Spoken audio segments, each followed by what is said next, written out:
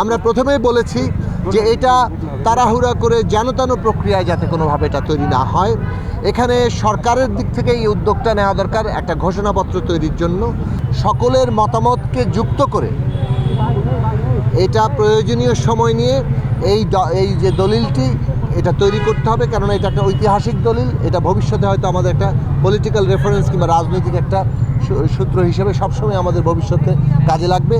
আপনারা সকলেই জানেন এই জুলাই গণ অভ্যুত্থানের উপর দাঁড়িয়ে থাকা অন্তর্বর্তী সরকারের মাননীয় প্রধান উপদেষ্টা ডক্টর মোহাম্মদ ইউনূসের আমন্ত্রণে আজকে রাজনৈতিক দল সহ বিভিন্ন অংশীজনদের মধ্যে একটা বৈঠক ডাকা হয়েছিল।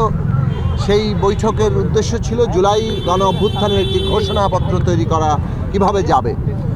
আমরা এখানে অংশ নিয়েছি।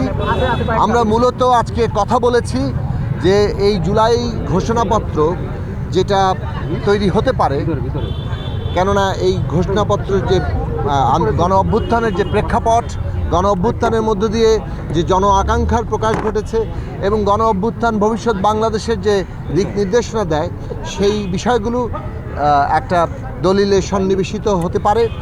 তবে সেটার একটা পদ্ধতিগত দিক কী হবে, কিভাবে এই দলিলটি তৈরি হবে, সেই বিষয়ে আমরা আমাদের প্রস্তাবগুলো তুলে ধরেছি।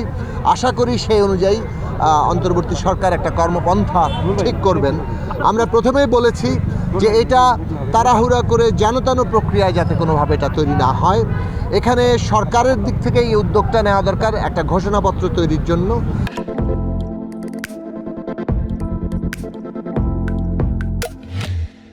এবং এইটা আসলে কি হবে, এটা প্রোক্লামেশন, ডেক্লারেশন, কিংবা এর আইনি দিক কী, কিংবা এর আইনি রাজনৈতিক দিকগুলো কী, আইনি এই প্রশ্নগুলো সকলের ঐক্যমত্যের জায়গা থেকে তৈরি হতে হবে।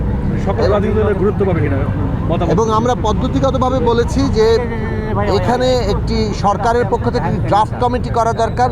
সেই ড্রাফট কমিটি এই ড্রাফটিংয়ের দায়িত্বের জায়গায় থাকবেন এবং রাজনৈতিক দলসহ সকল শ্রেণী পেশার অংশীজনদেরকে, শিক্ষার্থীরা তো থাকবেই, তাদের সকলের মতামতকে যুক্ত করে এটা প্রয়োজনীয় সময় নিয়ে এই যে দলিলটি এটা তৈরি করতে হবে, কেননা এটা একটা ঐতিহাসিক দলিল। এটা ভবিষ্যতে হয়তো আমাদের একটা পলিটিক্যাল রেফারেন্স কিংবা রাজনৈতিক একটা সূত্র হিসেবে সবসময় আমাদের ভবিষ্যতে কাজে লাগবে।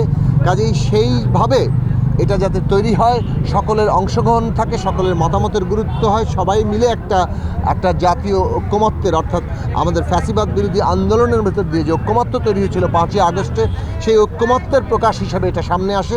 সেইভাবে আমরা দলিলটি তৈরি করার জন্য পদ্ধতিগত জায়গায় প্রস্তাব করেছি এবং এই পদ্ধতিগত জায়গাগুলোই সরকারের দিক থেকে বলা হয়েছে যে তারা এটা গুরুত্বের সাথে নিয়েছেন এবং এই পদ্ধতিগুলোই তারা বাস্তবায়ন ভবিষ্যতে করবেন।